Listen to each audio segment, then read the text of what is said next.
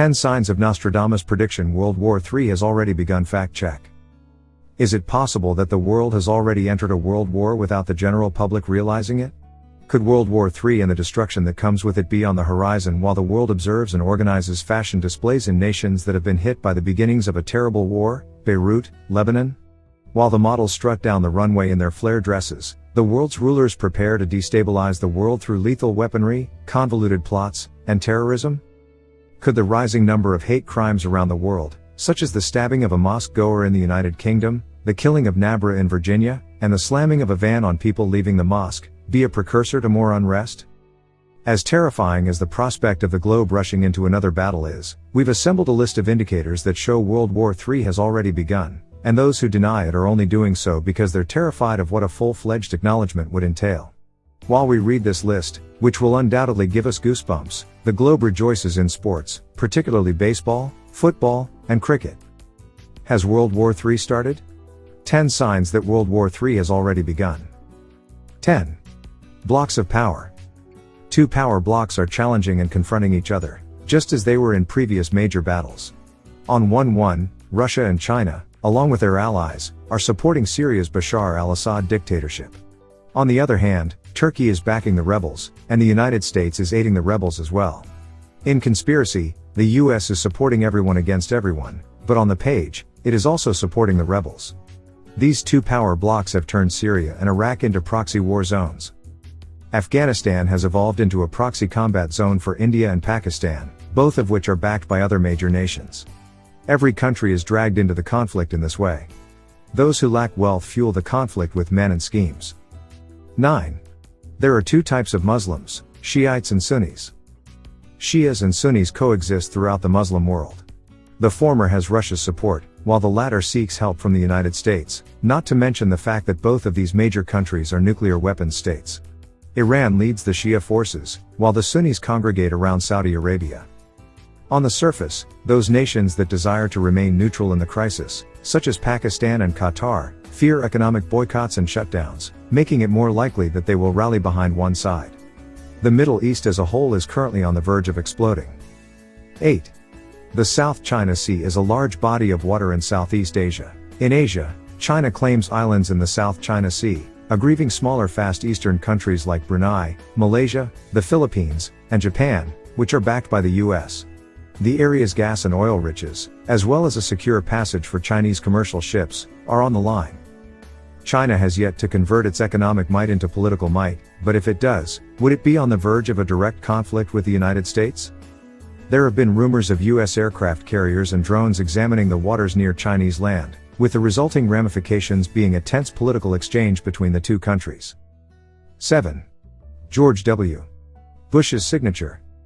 When the US Army invaded Iraq at the start of the previous decade, the then President of the United States declared that it was the start of another great war. Historians may mark the start of World War III from the invasion in 1990 or the one mentioned by George W. Bush several years later. What are the chances? 6. The intercontinental struggle and ISIS. In the guise of ISIS, the world is now facing the prospect of terrorism on a global scale. So, even though Russia and Turkey are at odds on the Syrian front, they are united in their hostility to ISIS. It's a maze of interconnections, political, economic, and religious. ISIS attacks any country, anywhere in the world, so it's as though the entire world is pitted against ISIS and its backers. The goal for ISIS and its allies is to eliminate the opponent. For the Nazis, it was about destroying a piece of humanity, while for the Allies, it was about sweeping out the Nazi government. The premise behind prior conflicts was the same, even when adversaries were not the main targets in warfare. 5. Leaders who are aggressive.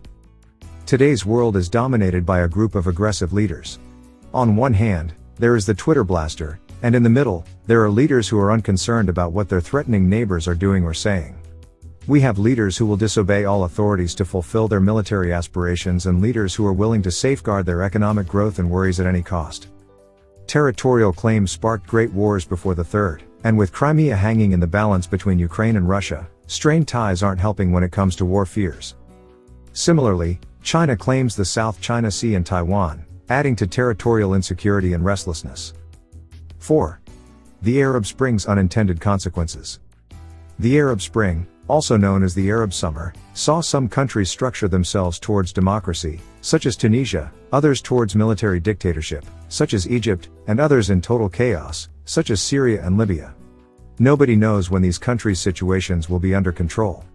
Nobody knows whether or not the violence will spread to neighboring countries. Pakistan, for example, has witnessed a preview of the battle in the shape of terrorism emanating from Afghanistan.